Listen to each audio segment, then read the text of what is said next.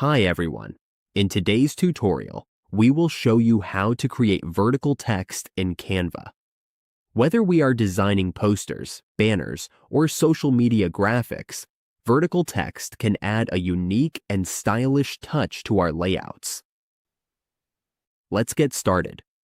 On our Canva dashboard, we will go to the text option and add a text box. To quickly make vertical text, all we need to do is type a letter. After we type the first letter, we press Shift and Enter on our keyboard. Watch as the next letter appears below the first one. To add another letter, we just press Shift and Enter again.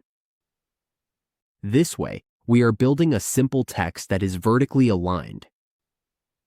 As we can see, it is quick and easy to do this in Canva.